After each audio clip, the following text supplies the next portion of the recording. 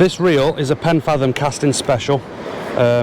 It's the 15 SDCS. You got the mag knob on the side there. What we're going to do is show you how to set this back up properly. A lot of you will already know how to do this, but I'm going to show you on video how to set it up, new shock leader and everything.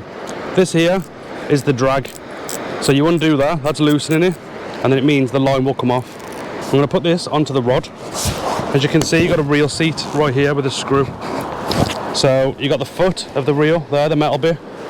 Pop that into the bottom part, and then you screw the top part on this rod. It screws down, and now that will hold the reel. Keep going. With cheaper reel seats, they'll break if you put them too tight. This one is a quality one, so you can get quite tight on it.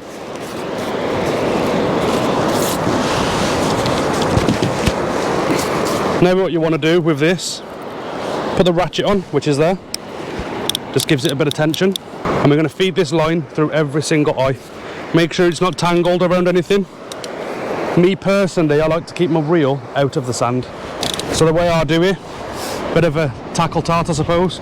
I'll rest the rod and the reel on the fishing box. I get my line and pass it through every single eye. In the excitement of setting up, sometimes you can miss an eye. Don't. So as you can see, that is threaded through every single eye right there. So I'm going to put the rod on the rod rest, keep hold of this, and we're going to tie a shock leader on right now. To tie this shock leader on, this is the main line. What we're going to do is do a loop in this main line.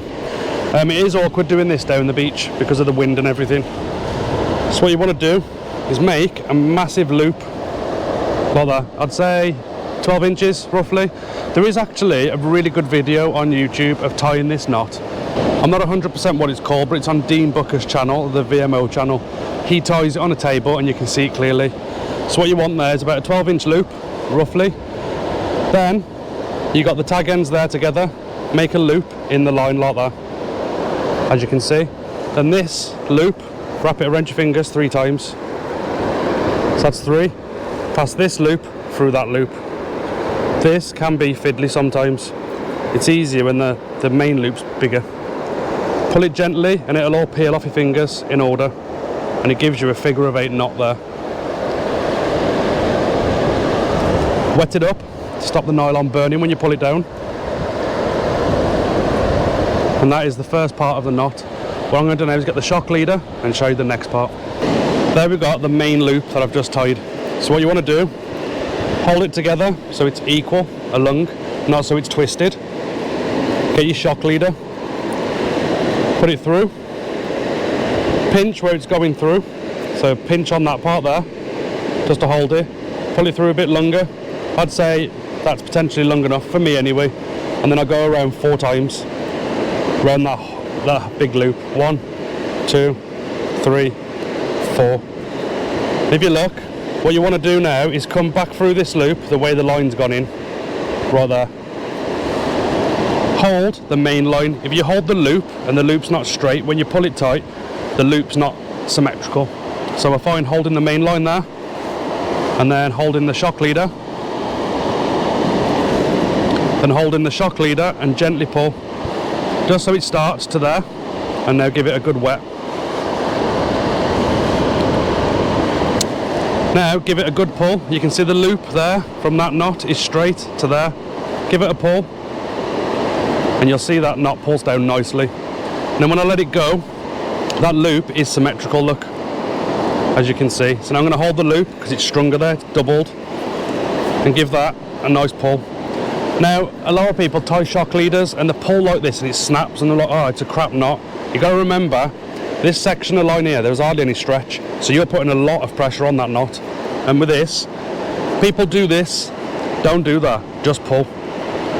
That is absolutely solid. So we're going to nip these tag ends off, tie a clip on, get a rig on and get it back out there fishing. Personally me, I'll cut the tag ends really close because this has got to go through the eyes of the rod. You can see right there.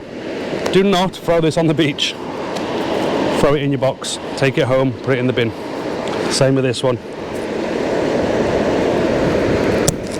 So that's your shock leader tied on. So what we'll do now, this reel doesn't have a level wind. You've got to lay the line yourself. So when you wind this, you've got to move the line right to left on your own look to lay it out nicely on the spool. So what I'm going to keep doing now is winding this until we get the shock leader, which is coming any moment. Keep the knot, personally, I keep the knot to the left hand side. It's up to you where you keep the knot on yours. You can keep it on the right or the left. So there's the first knot, there's the second knot, and then I'm going to do quite a few winds of shock leader onto this reel. About that much. I'll snip it off, tie on a clip, and we'll get back fishing. At the end of the shock leader now, we're going to be tying on Trident Tackle Thermalink. You can use any clip you prefer. So what I'm going to do is go through it like that, and I'm going to go around the main line there 6 times. It's 1, 2,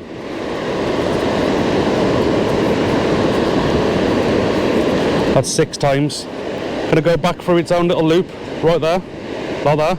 Hold the tag and hold the clip. Give it a pull, straighten it out like that. Give this a good wet. Then we're going to pull it down. You may need to clip a lead onto this to pull it down. And you'll see now the knot will pull down nice. Don't rush it. Don't rush the knot down because this gets really hot and it can just weaken the line. You can see there, we've got a nice neat knot on there. So same again, tag end off. Going to clip a rig on and get back fishing. And that's how you set up a rod and reel down the beach and tie it on a shock leader.